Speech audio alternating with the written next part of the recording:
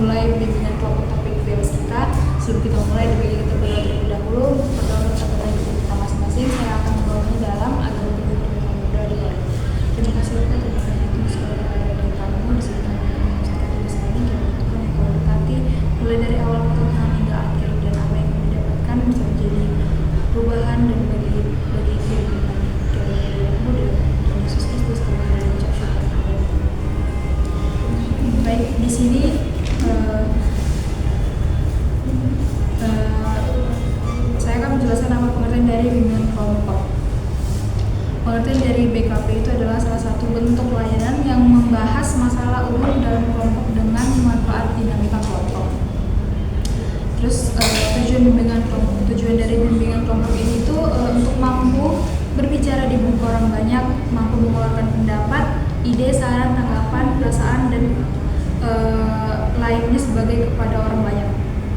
Yang ketiga, belajar menghargai pendapat orang lain. Yang keempat, bertanggung jawab atas pendapat yang dikemukakan. Yang kelima, mampu mengendalikan diri dan menahan emosi. Yang keenam, dapat bertukar rasa. Yang ketujuh, menjadi akrab satu sama lain. Yang kedelapan, membahas topik umum yang dianggap penting. Baik, selanjutnya cara pelaksanaan bimbingan kelompok. Cara pelaksanaannya ini, setiap anggota kelompok diminta secara bebas untuk sukarela berbicara, mengeluarkan pendapat, ide, saran, tidak ada pendapat yang salah, tidak saling menyalahkan. Silakan tunjuk tangan ketika ingin berpendapat. Yang selanjutnya itu, selama kegiatan berlangsung harus mengikuti norma yang telah ada. Selanjutnya, agis-agis bimbingan kelompok, anggota kelompok bebas dan terbuka mengeluarkan pendapat berupa ide, saran, tidak merasa takut, malu, ataupun ragu-ragu. Diharapkan anggota kelompok dengan sukarela mengikuti kegiatan ini, berpendapat spontan tanpa disuruh atau malu-malu. Semua yang diberikan yang dilakukan dalam kegiatan kelompok ini tidak boleh bertentangan dengan norma-norma dan peraturan yang berlaku. Semua yang dilakukan dan norma ilmu dan kebiasaan-kebiasaan yang berlaku. Jika ada topik pembahasan yang dibahas dalam pertemuan ini bersifat rahasia, maka kita semua berjanji harus mengisikannya. Baik, di sini kita akan melakukan games kelipatan 3 saya bisa. Baik, di sini kita akan melakukan games kelipatan 3 saya bisa. Jika dari setelah kelipatan 3, misalnya 1, 2, 3 saya bisa, 1, 4, 5, 6 saya bisa. Kita mulai dari sepeda. 1, 2, 3 saya bisa, 4, 5, 6 saya bisa, 7, 8, 9 saya bisa, 10, 11, 12 saya bisa. Oke, baik, terima kasih teman-teman. Baik teman-teman, di sini apakah ada yang memiliki ide untuk topik apa yang kita bahas? Dan yang pertama kita bahas mungkin yaitu kasus nikah muda yang anaknya dibunuh. Yang selanjutnya itu apa?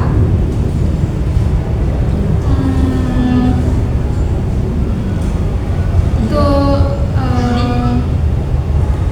kasus rusaknya lapangan Merdeka yang baru direnovasi. Oke, baik, selanjutnya.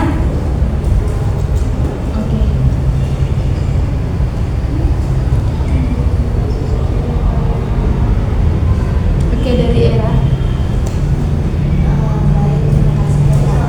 Mungkin topik yang selanjutnya kita bahas itu tentang pembunuhan yang terjadi di kampung yang baru-baru ini.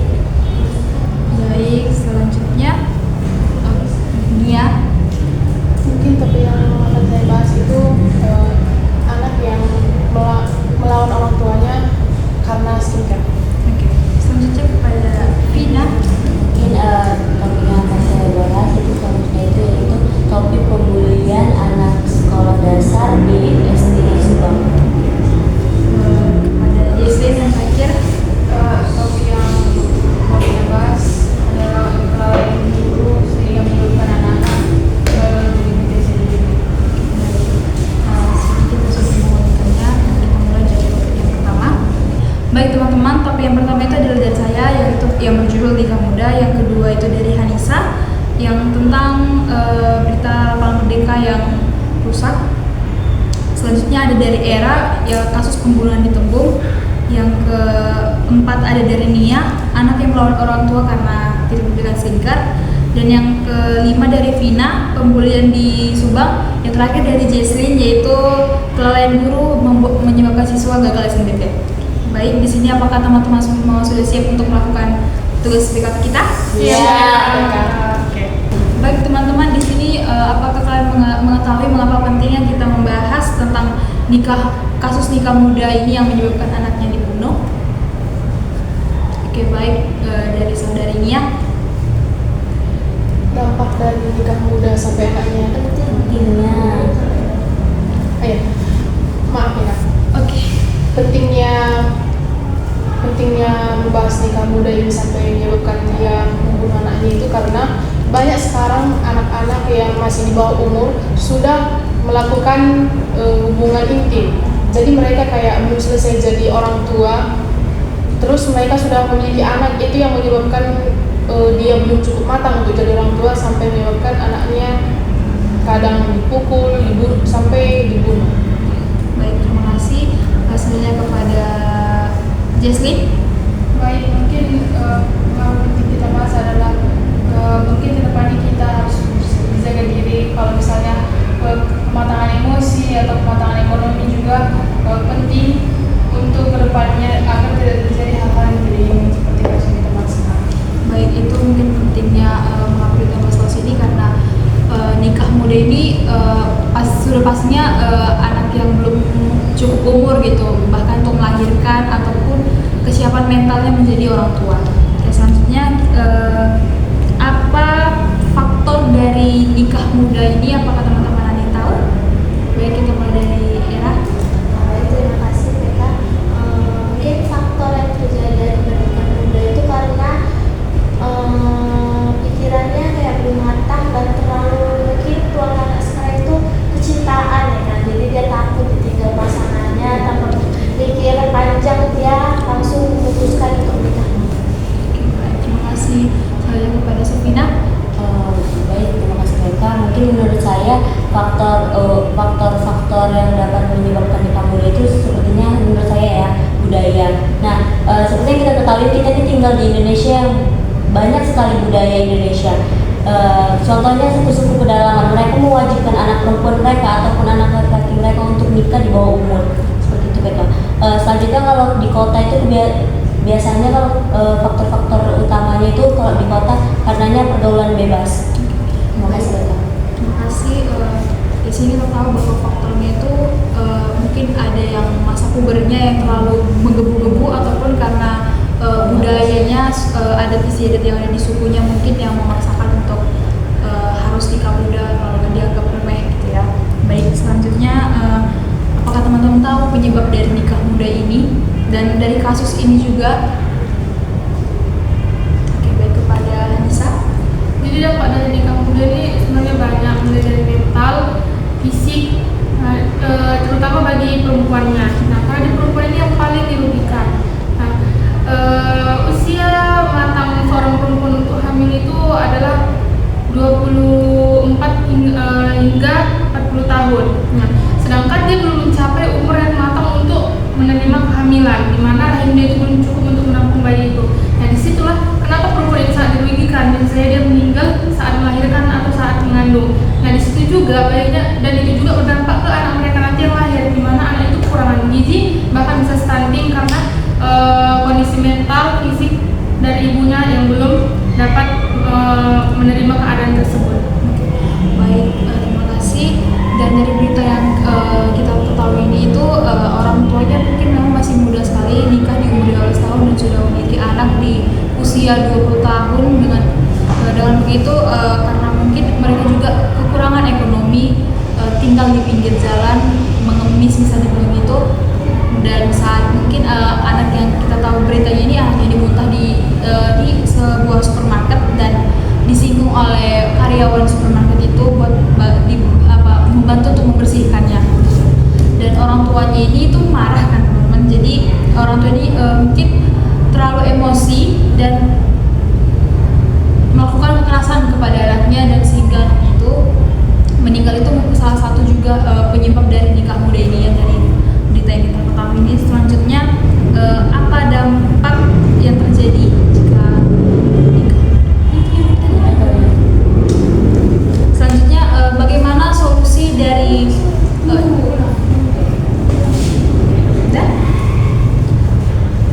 Baik, selanjutnya bagaimana solusi yang harusnya diterapkan agar nikah muda ini tidak terjadi?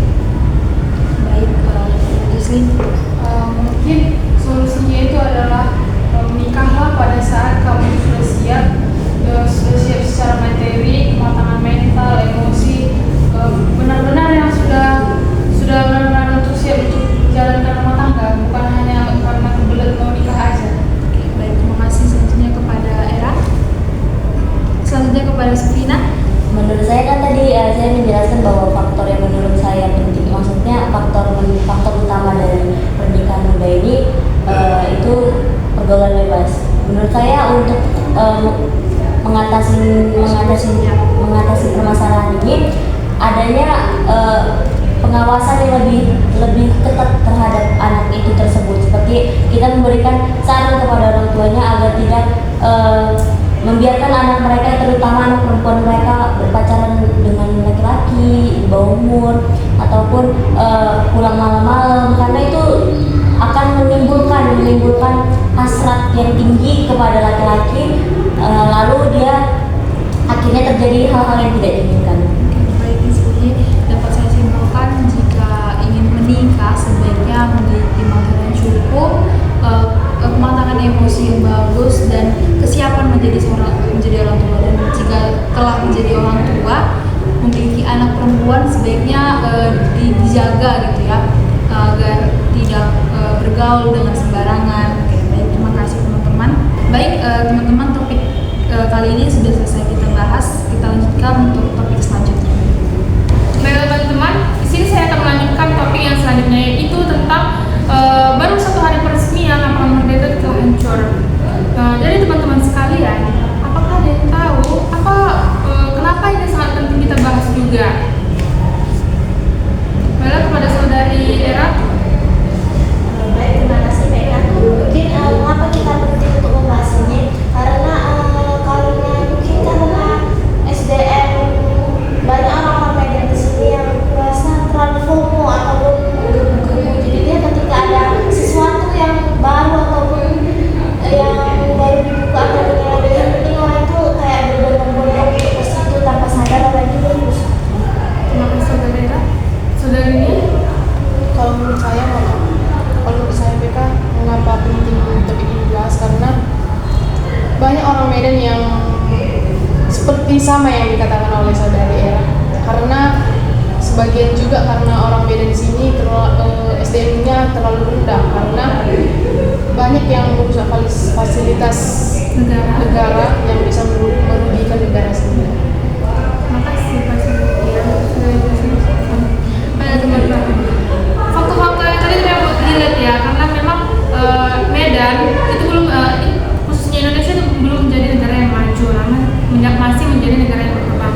Nah, di mana di Medan ini juga kalau dibilang itu masih banyaknya orang FOMO yang terlalu mengikuti tren, sedangkan dia itu tidak melihat tren itu bagus apa enggak untuk dirinya seperti tadi.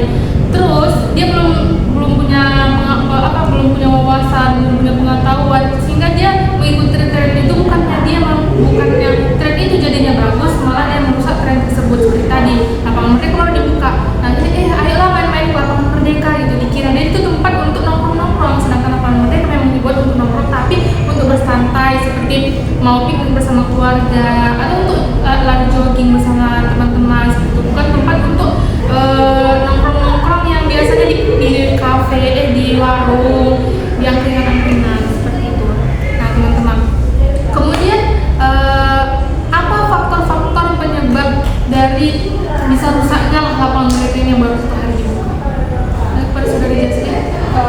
Baik, terima kasih PK. Dari artikel yang sudah saya baca adalah karena banyaknya para pengendara motor juga ikut dalam lapangan Merdeka tersebut, sedangkan bahan dari lapangan Merdeka itu adalah karet sintetis yang sangat anti bergesekan dengan ban dan mengakibatkan itu panas, jadi kopek-kopek.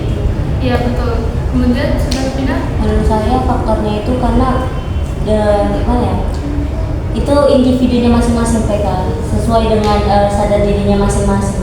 Hal itu terjadi biasanya karena SDM yang rendah, kurangnya kesadaran dari individu itu untuk menjaga dan melindungi fasilitas yang baru. Terima kasih. Nah, jadi memang seperti yang kita tahu kabar-kabarnya dari sosmed yang kita lihat, lapangan mereka sudah hancur. Nah, sedangkan di lapangan itu tidak disediakan untuk berkendara. Nah, kenapa ada pengendara yang datang ke sana?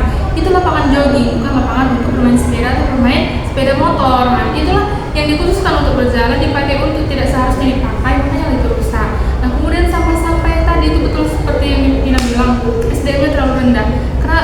Kenapa yang datang di sana itu kurang wawasan, kurang punya pengetahuan, ataupun sudah jelas-jelas ada tulisan atau ada poster di situ yang tampang jangan buang sampah sembarangan atau buang sampah di sini, buang sampah pada tempatnya.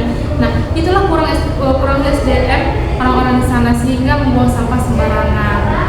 Kemudian teman-teman, apa sih dampak dari apa sih penyebab dampak dari rusaknya lapangan merdeka yang baru sekali dibuat ini, atau apa dampak dari SDM rendah yang tadi datang ke lapangan merdeka tadi? Baik yang kita ketahui dari berita tersebut yang banyak tersebar bahkan di TikTok pun sudah ada, sampah itu ada di mana-mana. Mungkin juga memang penyebabnya itu satu, kurangnya kesadaran diri, ibaratnya beli makanan dibuang aja sampai sembarangan, tidak ada niat atau mengusahakan diri untuk simpan dulu, nanti setelah keluar baru dibuang ke tong sampah. Dan ada juga yang seperti tadi yang dibilang Jaslyn, geng motor itu yang memang mungkin unsur kesengajaan ya masuk ke lapangan itu dan membuat kerusakan dari karpet lapangan tersebut. Terima kasih pada saudaranya. Terima kasih PK, kalau menurut saya betul yang dikatakan oleh saudara kalian, dan sebagian itu ada juga karena dari geng yang pang itu, jadi mereka seperti membawa coret-coretan, jadi mereka kayak piloks, jadi mereka kayak seperti merasa dirinya keren, hebat, jadi mereka menulis nama geng mereka dicoret-coret di mana-mana, jadi itu menyebabkan fasilitas atau karpet yang ada di sana bercoret-coret dan pastinya rusak. Terima kasih saran ide-ide atau pendapat dari teman semua. Nah, di sini dapat kita simpulkan ya, lapangan. Baik teman-teman, sudah kita bahas semua tentang dari faktor, penyebab, dampaknya. Nah, teman-teman punya solusi nggak dari kita untuk kita juga ya nantinya untuk tentang pengembangan fasilitas negara ini? Kepada saudara Yana. Baik, terima kasih. Mungkin untuk solusinya kepada pemerintah itu lebih memberikan penjagaan ketat di setiap titik di lapangan merdeka, dan mungkin itu jangan semua akses itu bisa masuk, misalnya dikasih pintu masuk atau pintu keluar yang ada penjagaan, jadi nggak sembarangan orang bisa masuk dan merusak fasilitas. Pada saudara Yana. Menurut saya kejadian ini di luar kendali pemerintah ya PK, karena pemerintah itu menyediakan fasilitas untuk sesuai dengan kebutuhannya, seperti itu dibuat lapangan untuk lari, untuk santai-santai, karena itu rusak karena SDM yang rendah. Jadi saran saya itu kita mengedukasi diri kita sendiri supaya lebih mengontrol diri kita untuk tidak berbuat yang tidak. Terima kasih. Saudaranya. Baik PK, kalau menurut saya seperti yang dikatakan oleh saudari Bina, karena itu tidak ada pengawasan juga kan dari pemerintah, karena itu hari pertama dibuka. Jadi itu kalau menurut saya kesadaran orang yang masuklah ke dalam, seperti tidak membuang sampah sembarangan dan merusak fasilitas yang ada di dalam dan mencoret-coret. Terima kasih pada saudaranya. Nah, setelah kita bahas kan, inilah kesimpulannya tadi. Nah, dari solusi dari saudari Vina dan saudari Era itu cukup bertabrakan ya, dimana saudari Era mengatakan itu harus ada penjagaan dari pemerintah, sedangkan saudari Vina bilang tadi itu tidak ada hubungannya dengan pemerintah gitu. Sebenarnya yang dapat disimpulkan itu saling berhubungan. Kenapa? Pemerintah sudah menyediakan akses yang diinginkan oleh masyarakat. Nah, pemerintah menyediakan lahan, menyediakan tempat untuk rakyat-rakyatnya, untuk kita ini, untuk tempat untuk bersantai, untuk nongkrong dengan teman-teman, untuk jogging.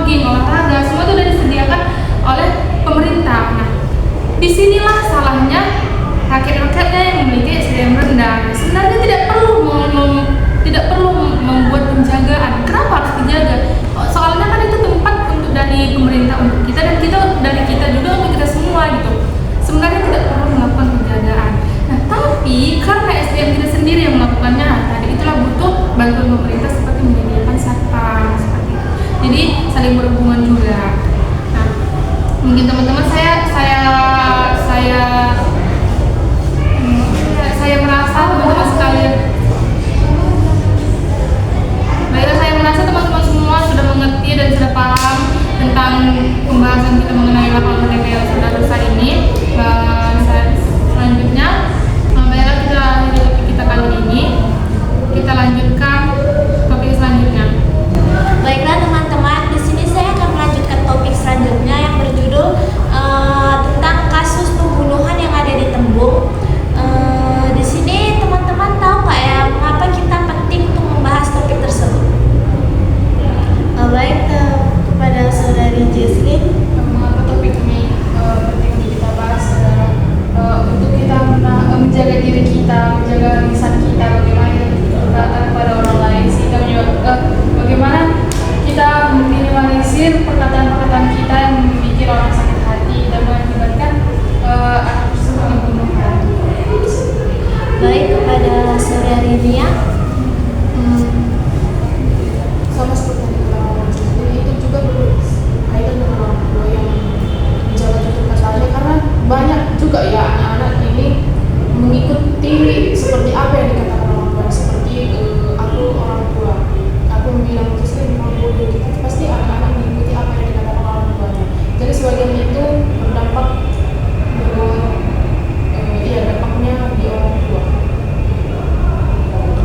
Mungkin kita lebih pentingnya tuh kayak benar yang dibilang saudari Jesslyn dan Nia, kayak apa yang mungkin orang tua itu benar sebagai patokan kita untuk belajar. Kayak misalnya orang tua kita itu mungkin berkata yang tidak ataupun tanpa sengaja atau tidak, anaknya mendengar dan mungkin anaknya itu menirukan apa yang dilakukan orang tuanya, padahal anaknya itu juga tidak tahu perkataan itu benar atau salah dan berdampak apa bagi orang-orang.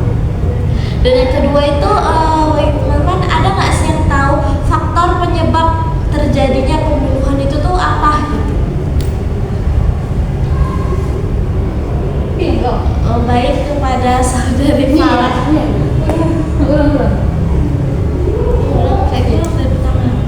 Baik, di sini ada nggak sih? Weh, jangan kayak gitu, weh. Udah banyak hal nanti itu nggak cukup loh, weh, karena 1 jam lebih nanti itu. Baik, di sini mungkin ada faktor penyebab terjadinya kegiatan tersebut. Apa sih faktornya dan apa di sini siapa teman-teman yang bisa menyuarakan suaranya? Baik, kepada saudari Valen. Baik, dari berita yang saya tahu itu orang yang pelaku ini mungkin dia sudah memiliki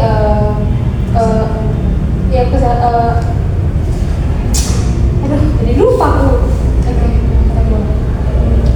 Baik, dari pelaku yang saya ketahui itu pelaku memiliki tekanan di dirinya karena dia juga ditinggal oleh istrinya, tidak memiliki pekerjaan, jadi merasa sensitif jika diejek, apalagi sama anak-anak yang berbeda jauh dari umurnya gitu kan. Dan orang tuanya ini membiarkan gitu anaknya itu ngomong yang kayak kurang sopan lah ya gitu kepada orang yang sudah dewasa, membiarkan tidak ada perlawanan dari orang tuanya untuk membela, untuk menasihati anaknya jangan begitu gitu. Baik, kepada saudari Nia. Baiklah, sama seperti yang dikatakan kemarin, dari pengalaman itu sedikit dari si pelaku maka bisa anak-anak tersebut, karena sebagian juga karena sudah emosinya sudah sangat meluap, sehingga dia saat melakukan itu pun dia tidak merasa bersalah karena memang dari anak-anak tersebut sudah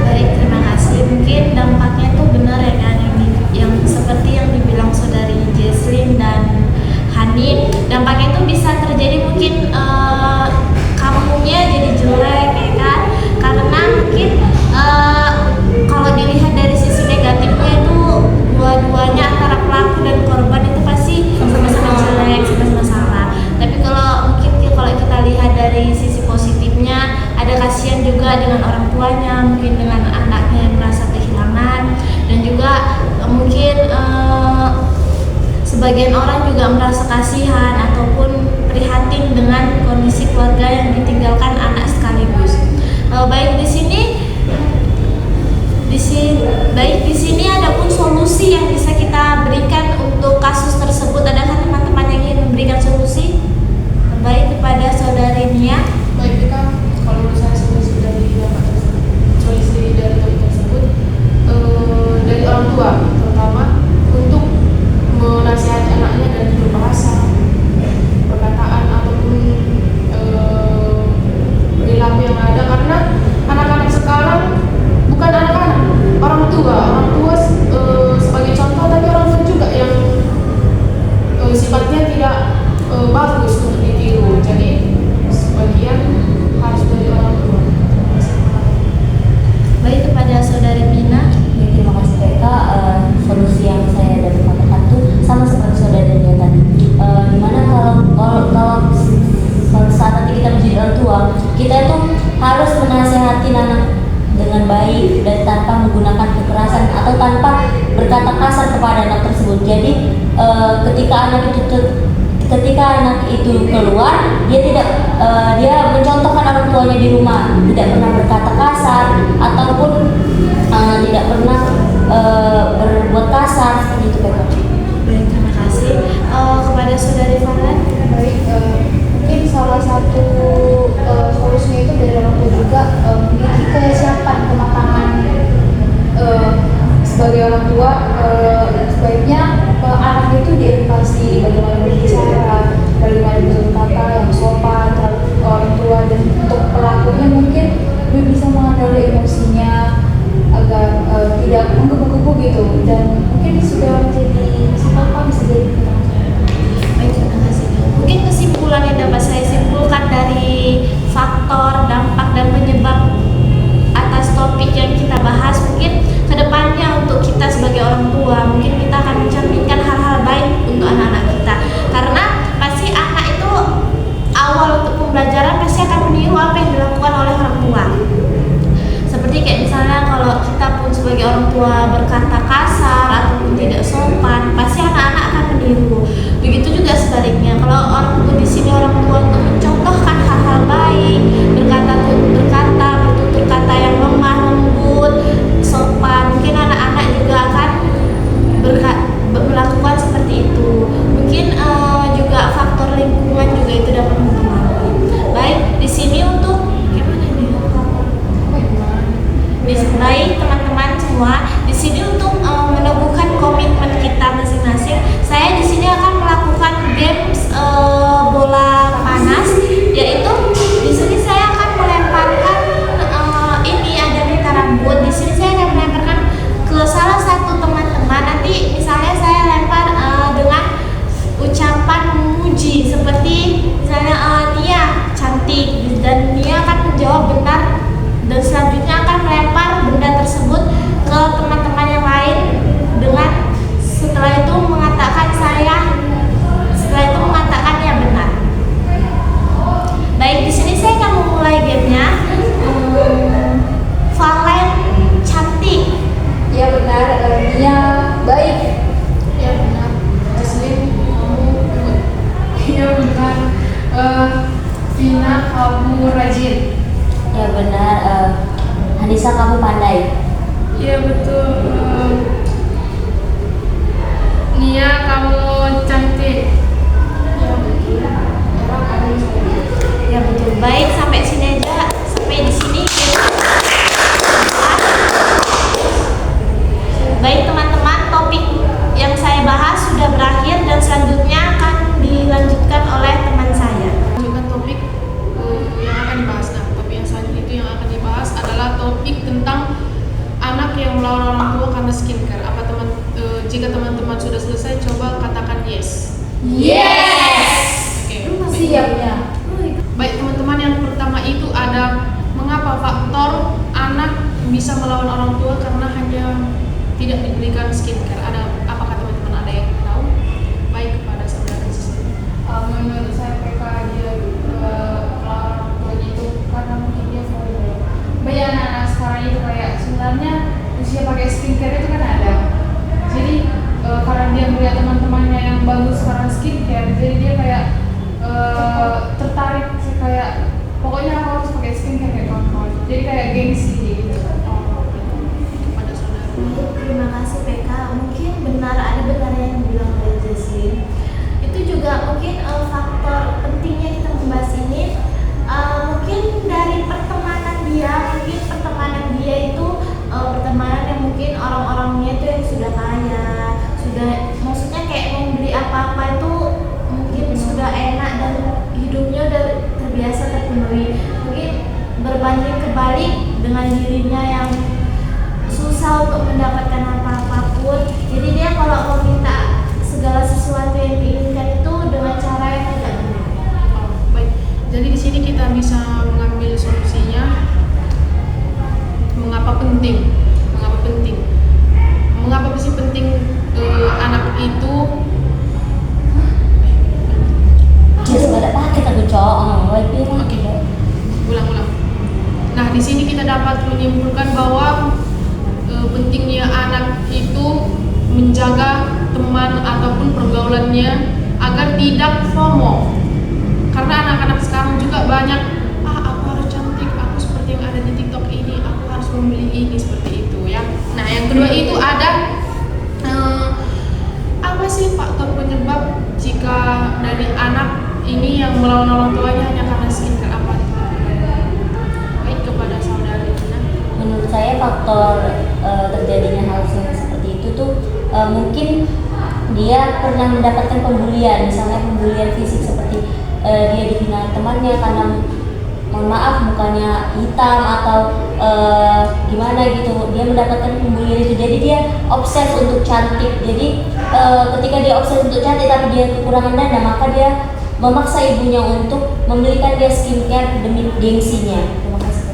Baik, kepada saudari Vina, betul yang dikatakan oleh saudari Vina, karena banyak bukan anak-anak lagi, tapi mahasiswa ataupun remaja-remaja yang ada di kalangan dekat sekitaran kita itu banyak yang merasa dirinya terbuli karena dia kurang cantik ataupun karena memang dia gimana cara mengucapkannya tidak lebih baiklah daripada temannya seperti itu. Jadi dia ingin mengubah dirinya lebih cantik dengan membelikan skincare. Nah, yang selanjutnya itu ada apa sih dampaknya dari anak tersebut yang melawan orang tuanya hanya karena tidak diberikan oleh skincare. Apa teman-teman ada yang mengetahuinya?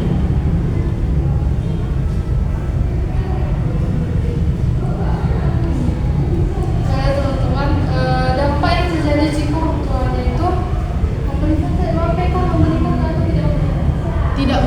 tidak memberikan atau membelikan skincare. Dampaknya jika orang tuanya tidak memberikan skincare-nya, itu yang terjadi di video yang tersebar luas di medsos ya kan, anaknya memang mengamuk, kan bakal memang mengamuk ya kan. Bahkan di video ini lebih parahnya anak itu membawa saja mengancam orang tuanya. Nah itu. Nah sebenarnya itu tergantung bagaimana orang tuanya itu menjaga anaknya gitu. Jadi sebenarnya parenting orang tua itu berdampak juga sama anaknya. Makanya anaknya bisa seperti itu. Nah mungkin kalau parenting orang tuanya itu bagus, mungkin saja anaknya tidak akan melawan gitu kan. Tapi karena parenting orang tuanya yang tidak bagus, itulah dampaknya jadinya dia melawan. Bisa aja anaknya harus tersabar ya kan. Dampaknya. Baik, betul yang dikatakan oleh saudari Anissa, karena dampak dari tidak memberikan skincare ini lumayan sangat tidak baik ya, karena di situ anak marah-marah kepada orang tuanya, berkata kasar hingga membawa pisau itu mungkin dia ingin membuatnya ke tubuh ibunya. Mungkin di situ dia sudah emosi karena orang tuanya mungkin berkata kasar juga kan, ngapain beli skincare gini-gini. Harusnya orang tuanya menjawab dengan sabar agar anaknya juga tidak terobsesi pengen kali untuk membelinya sekarang, atau orang tuanya bisa bilang nanti tuh gak ada uang kita beli, seperti itu. Jadi sebenarnya ada juga kesiapan dari orang tua dan ada juga kesabaran dari anak tersebut. Nah selanjutnya itu bagaimana solusi agar anak tidak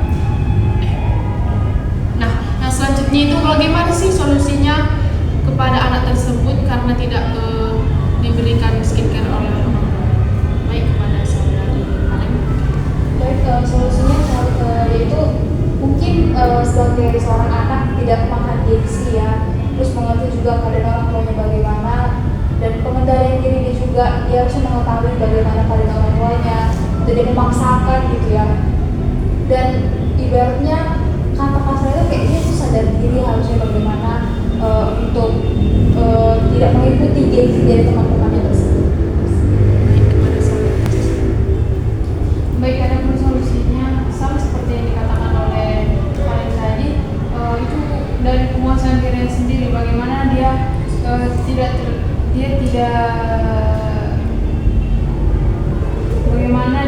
terlibat. Adapun solusinya adalah penguasaan diri dari anak tersebut untuk lebih tahu diri, dan mungkin dia kebanyakan nonton TikTok. Soalnya orang-orang sekarang ini kan sudah terjangkit dengan penyakit standar TikTok. Jadi tidak usah lah yang mengikuti standar TikTok, itu lebih lihat atau ekonomi sendiri. Seperti itu mereka. Baik, jawaban yang bagus pada saudara.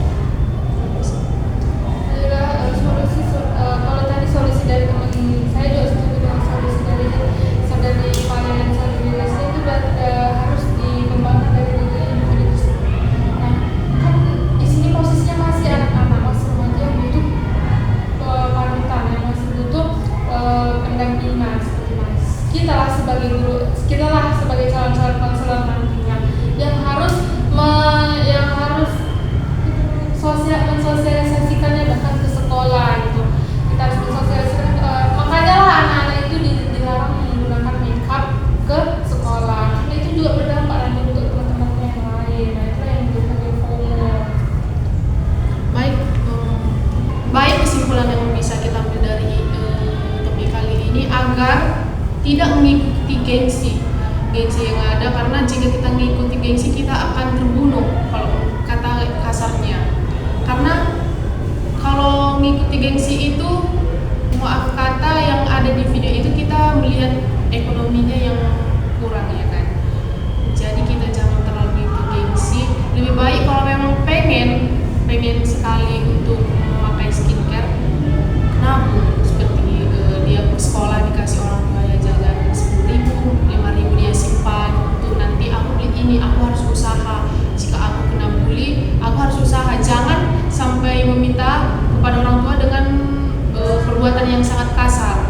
Jika memang tidak memiliki uang untuk beli skincare, gak apa-apa terbuli sebentar, tapi kita lihat nanti ke depannya apakah dia sukses. Di situ nanti dia akan membeli skincare untuk dirinya. Jadi jangan pikirannya terlalu di situ. Jangan, pikiran itu harus panjang.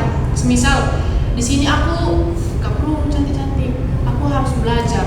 Mungkin di masa depan aku udah pintar, aku pintar nyari pekerjaan, pintar cari duit. Di situ nanti aku harus cantik, seperti itu. Nah, terima kasih, topik pembahasan kita kali ini sudah selesai dan selanjutnya akan dilanjutkan oleh topik selanjutnya. Oke, baik teman-teman, topik selanjutnya akan saya bahas, yaitu topik yang akan saya ambil itu adalah kasus pembulian anak di Subang yang berujung kematian. Nah, menurut teman-teman, mengapa sih kita penting untuk membahas topik ini? Ada yang tahu? Baik, saudari Valen, saya persilakan. Baik, bully ini nggak ada habis-habisnya yang kita bahas, karena salah satu dari bully ini adalah ucapan kita, tulisan kita yang kurang mengenakan buat orang. Ada aja, dan setiap orang itu beda-beda mental, kesiapan mentalnya ya. Ada aja yang lemah, ada aja yang kuat. Mungkin bisa jadi juga menjadi kekerasan seperti yang ada pada berita ini. Baik, terima kasih. Baik, benar sekali. Memang bully ini sudah sangat marak di Indonesia, terlebih lagi pada kalangan anak-anak yang masih di bawah umur maupun sudah di atas umur. Nah, menurut teman-teman, apa sih faktor dari permasalahan topik yang kita bahas ini? Baik, saudara Jesslyn, saya persilakan. Baik, PK, ada pun faktornya mungkin dari cerita yang telah saya dapatkan, anak-anak ini dibully oleh abang kelasnya karena tidak memberikan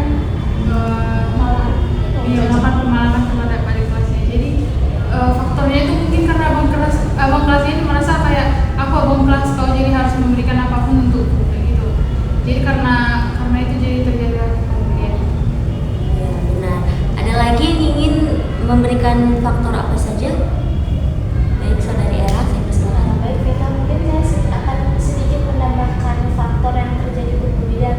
Mungkin di sisi lain korban ini terlihat lemah ataupun selalu menyendiri. Jadi mungkin abang-abang kelas ini jadi lebih mematokkan dia sebagai korban selanjutnya, karena mungkin karena dia terlalu lemah dipandang, jadi abang-abang kelas ini merasa meninggi dan merasa hebat untuk melakukan itu pada kelas. Oke, baik, terima kasih saudari Era dan saudari Jesslyn, benar sekali.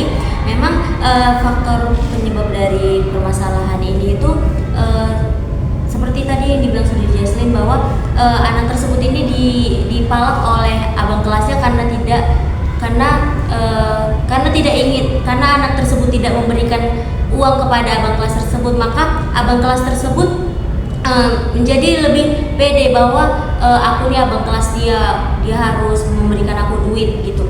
Jadi ketika anak tersebut tidak memberikannya uang sepeser pun, maka dia menyuruh teman-temannya dan mengumpulkan teman-temannya untuk membuli anak tersebut. Baik, selanjutnya menurut teman-teman dampak apa yang akan terjadi dari permasalahan topik yang saya bahas ini? Baik, saudari Nia, saya persilakan.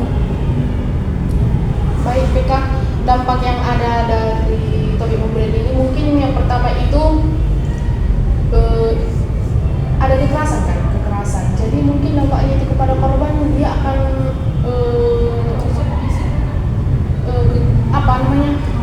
trauma. Terus ada juga yang mungkin dipukuli sehingga dia menyebabkan luka-luka, dan ada juga dampaknya itu kepada si pembuli. Dampaknya itu mungkin dia bakalan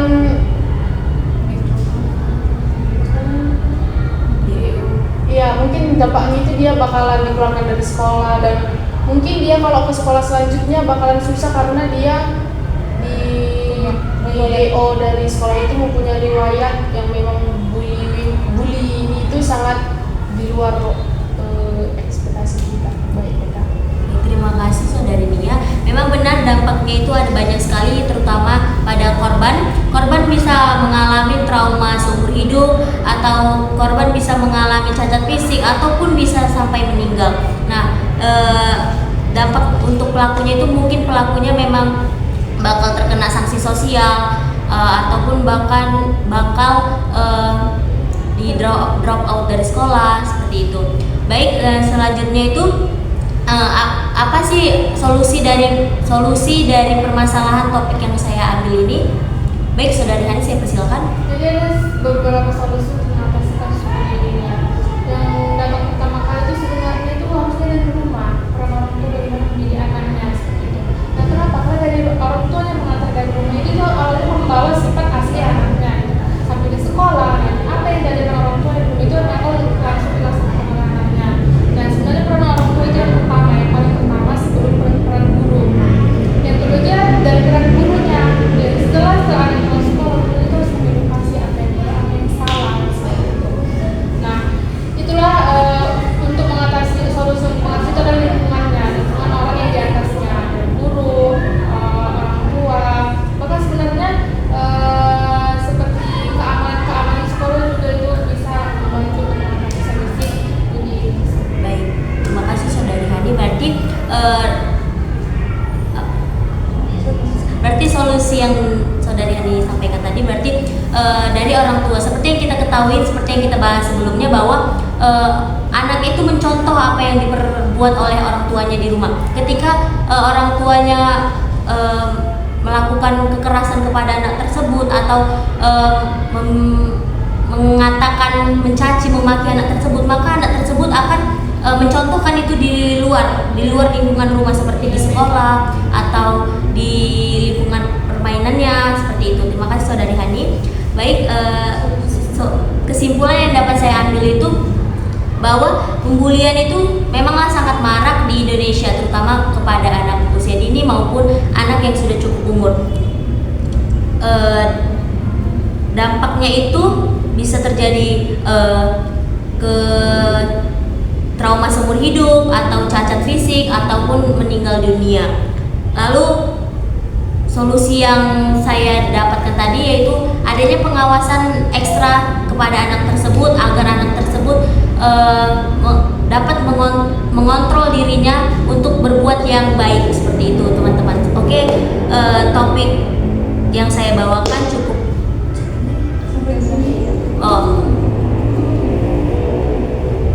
Sama apa ya?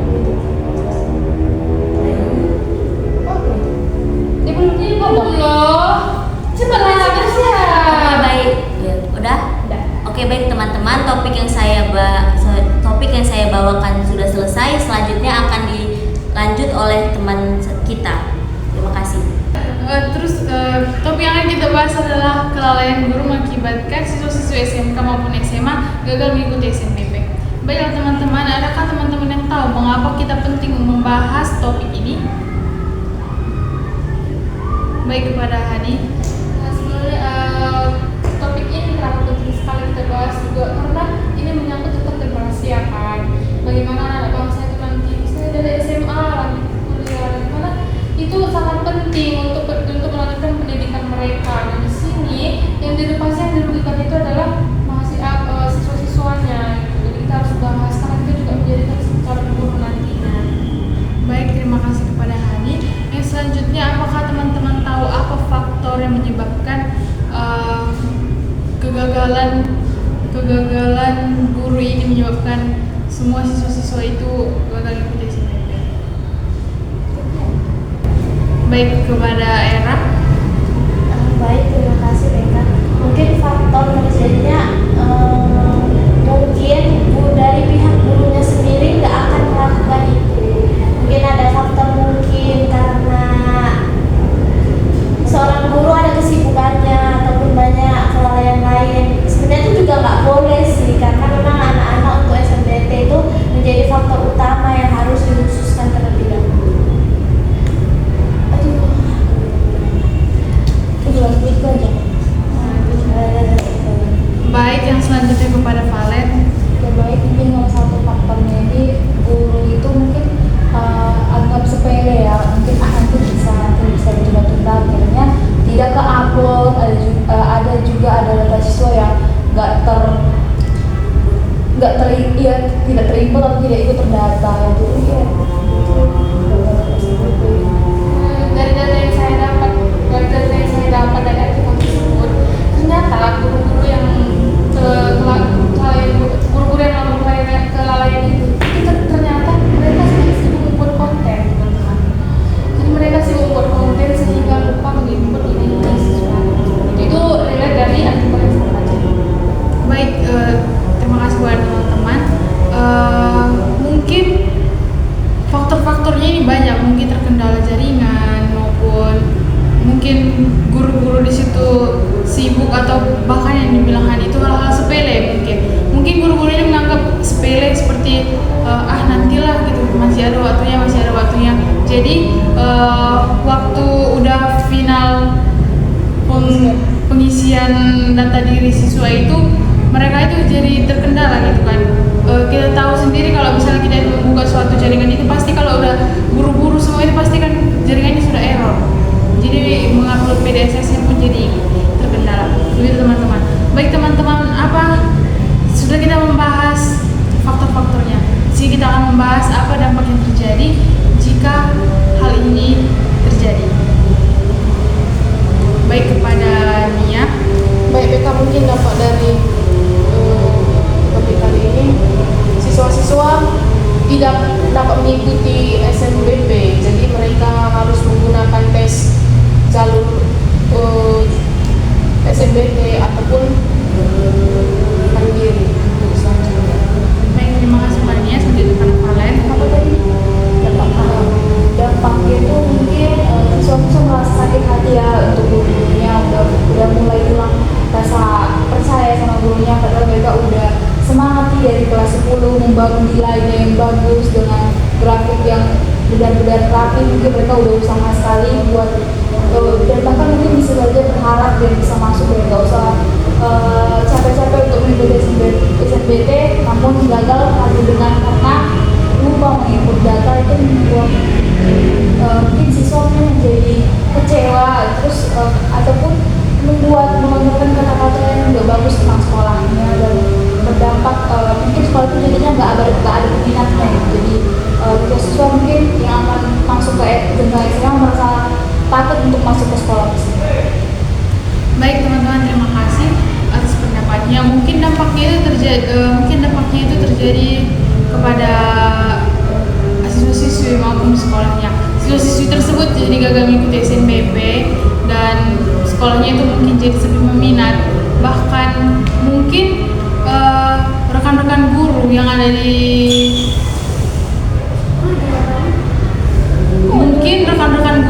di sekolah itu ditegur oleh kepala dinas yang ada di sana. Baik teman-teman, di sini kita sudah membahas tentang faktor dampak dan mengapa penting itu kita bahas. Di sini ada kan teman-teman yang tahu apa solusinya? Baik, kepada Vina. Terima kasih Beka.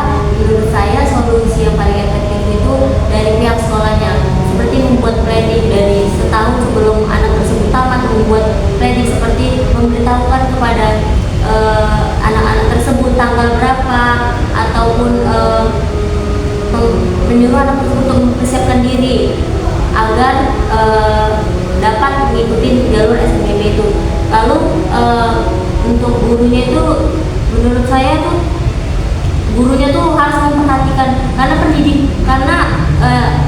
ini nih sangat mempengaruhi masa depan anak tersebut. Karena ya seperti yang kita ketahui nggak semua anak mampu untuk mengikuti jalur-jalur seperti jalur mandiri yang banyak duitnya gitu. Baik, terima kasih Pak Vina sudah berkomentar. Baik, berdasarkan yang saya dapat dari solusinya itu di dekat maksudnya sekolah SMA yang memang gagal siswa itu di SNBP dan siswa itu melakukan demo. Awalnya saya bingung, mereka minta pertanggungjawaban, tapi pertanggungjawaban apa yang harus dibuat kalau udah gagal kayak gini kan? Dan ternyata kepala sekolah itu membuat pertanggungjawaban, mereka melakukan bimbel. Jadi setiap siswa itu didatangkan seorang guru ataupun yang sudah mahir dalam soal-soal IPBK. Jadi mereka itu melakukan bimbel dalam beberapa bulan untuk mengikuti IPBK nanti. Baik, terima kasih atas sarannya teman-teman. Adapun solusinya, ini saya ambil dari pengalaman saya sendiri ya. Solusinya itu mungkin kalau seperti bimbel itu sebenarnya sudah keharusan sekolah untuk membuat bimbel terhadap anak-anak kelas 3 karena itu sudah ada anggarannya. Dan sebenarnya teman-teman solusinya itu jadi ketua panitia penerimaan mahasiswa baru itu memperpanjang masa pendaftaran SNBP jadi sampai tanggal 7 Februari kemarin. Dan itu mungkin salah satu solusi yang masuk akal ya teman-teman, dan mungkin mungkin panitia penerima mahasiswa baru juga sudah memikirkan jalan keluarnya seperti jadi perpanjanglah masa pendaftarannya lagi.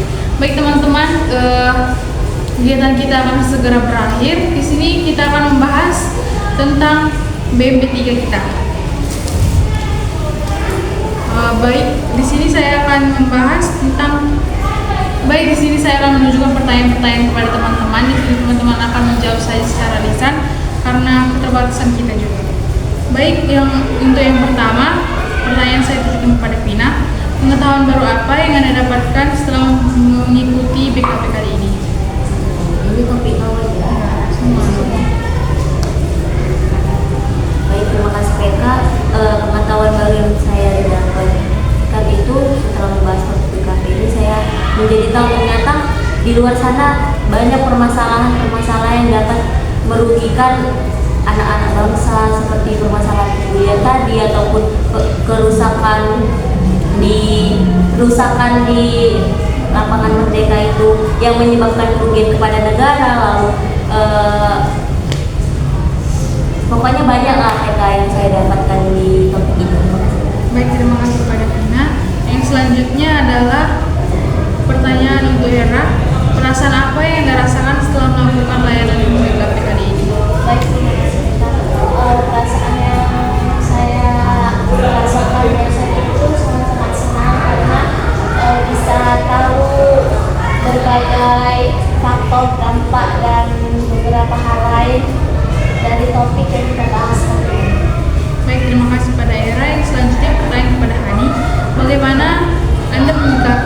solusi maupun alternatif penyelesaian masalah yang dibahas tadi. Terima kasih Dekan. Nah di sini kita membahasnya sebagai calon-calon konselor.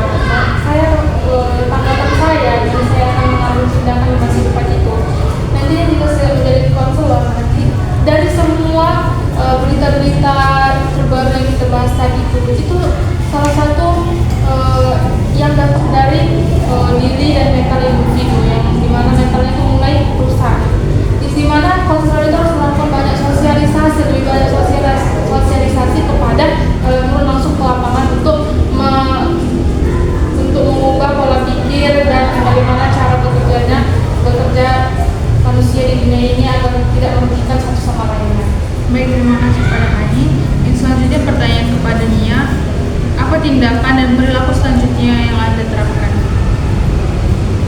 Baik, kalau menurut saya yang faktor perilaku yang saya baik BK, kalau menurut saya tindakan yang saya lakukan untuk lebih mengawasi anak-anak kita, karena banyak ya topik yang kita bahas itu kurangnya dari perhatian orang tua kepada anaknya, sehingga seperti topik yang skincare, terus yang di lapangan merdeka itu sebagian juga harus ada tindakan dari orang tua agar anaknya tidak merusak fasilitas negara. Dan ada juga tadi topik tentang pembunuhan, 2 anak yang membunuh, itu juga dari orang tua, harus ada kesiapan dari orang tua untuk memberitahukan kepada anaknya untuk ngomong lebih baik dan jangan mengolok-olok orang tua. Baik, terima kasih kepada Nia. Yang selanjutnya adalah pertanyaan kepada Kalen. Tanggung jawab apa yang tumbuh pada diri Anda setelah melakukan layanan BKP ini? Baik, kami juga mengharapkan jika nantinya saya sebagai kakak atau orang tua, terutama menjadi pribadi yang baik terlebih dahulu buat diri sendiri dan menerapkannya kepada anak didik maupun anak sendiri.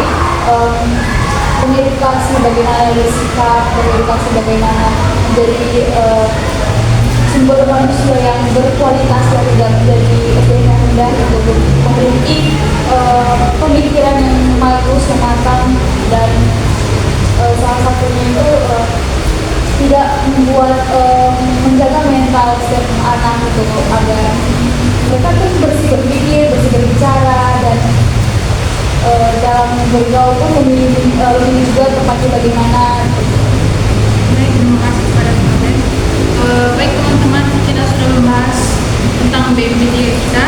Di sini saya meminta perwakilan salah satu saja untuk teman-teman mengatakan komitmen apa yang akan dilakukan ke depannya di kenyataannya tentang bersangkutan dengan topik yang sudah kita bahas tadi.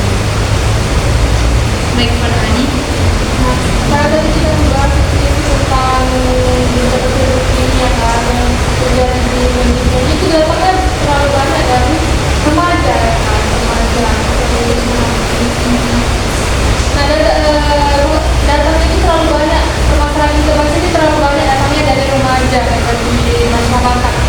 Nah, saya sebagai masyarakat tinggal di Indonesia ini, saya berkomitmen nantinya jika saya keluar saya akan menjaga martabat saya sebagai warga negara yang baik, menjaga fasilitas yang ada. Baik, terima kasih kepada teman-teman. Kegiatan kita sudah berakhir, dan yang selanjutnya kepada teman-teman, salah satu saja dari kita lagi mengungkapkan perasaan apa yang dirasakan ataupun pesan maupun pesan untuk BKP kita yang selanjutnya. Baik, pesan saya untuk pesan dan pesan yang saya pesan dan pesan yang saya dapatkan dari BKP kita kali ini, saya merasa senang dan merasa termotivasi bagaimana menjadi orang yang lebih baik lagi, menjadi manusia yang lebih berdampak lagi, memiliki kepala yang sopan, berperilaku yang baik, menjaga setiap perasaan orang, dan bertanggung jawab atas perbuatan diri sendiri. Baik, terima kasih kepada Kale. Untuk yang selanjutnya, mungkin tugas kita yang selanjutnya sudah berbeda dari topik yang sekarang ini. Jadi kita mengikuti jadwal saja dari dosen kita. Dan selanjutnya untuk kita mengakhiri kegiatan kita kali ini, kita satukan hati kita berdoa. Saya memimpin dalam ajaran Kristen Protestan, teman-teman yang lain boleh menyesuaikan. Kita berdoa. Bapa yang baik, Bapa yang bertata dalam kerajaan surga, terima kasih Tuhan atas berkat yang menyertai kami hingga pada saat ini Tuhan. Ya Tuhan, sebentar Tuhan kami akan kembali ke tempat kami masing-masing. Tuhan, kiranya Kau berkati Tuhan setiap langkah dan perjalanan kami Tuhan, agar bisa kami Tuhan kembali dengan sehat Tuhan di Tuhan. Ya Tuhan, telah banyak kami bahas permasalahan-permasalahan dan Tuhan, kiranya Kau jauhkan permasalahan tersebut dari kami ya Tuhan, maupun kami yang terkena maupun kami yang melakukan ya Tuhan. Ya Tuhan, Kau tahu kami tidak cukup dari kesalahan dan dosa, kiranya Kau hapuskan dosa-dosa kami yang tidak terhalang kasih dari kami yang tidak Kau berikan kepada kami. Terima kasih Tuhan yang baik.